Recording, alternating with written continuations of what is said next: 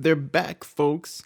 Hammond, Clarkson, and May are back behind the wheel. Amazon has finally unleashed its brand new car show onto the world. Well, parts of it. I know a lot of countries don't have access to Amazon Video just yet, but it is coming, so don't worry. The show's called the Grand Tour, if you don't know for some reason, and looks to fill the Clarkson, May, and Hammond void that many car enthusiasts have in their life at the moment. Each episode will appear on Amazon every Friday for the next 12 weeks.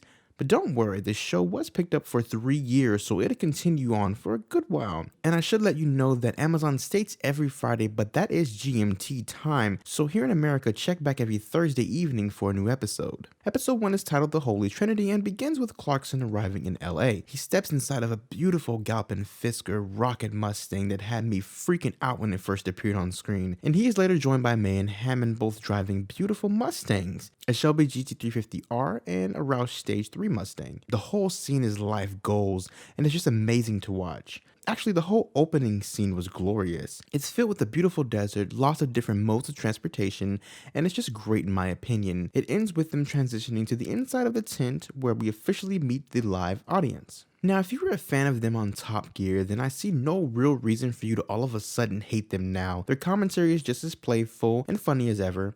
I actually thoroughly enjoyed this segment of them comparing British English and American English names for different parts of cars. Their live audience and camera interaction is fantastic, and the segments and breakdown of the show is very familiar. Now, I'm not saying that this is Top Gear 2.0, but it's a great and welcome resemblance. In fact, they even joked saying that they wouldn't have celebrities driving around tracks, which I'm totally fine with. Now, the show will be filming worldwide, so expect a whole new scenery with each episode. And if my research was correct, I believe 3 episodes this season will not be taped in front of a live audience. Now, moving on to production, boy am I impressed. The cinematography is gorgeous. My hats go off to the DP Ben Joyner and everyone else on the production team. According to the tech specs on IMDb, the show was filmed with an Arri Amira and Panasonic GH4s were used for car interior shots. Now, shots can be fantastic all they want, but if editing is downright atrocious, then a show becomes a failure.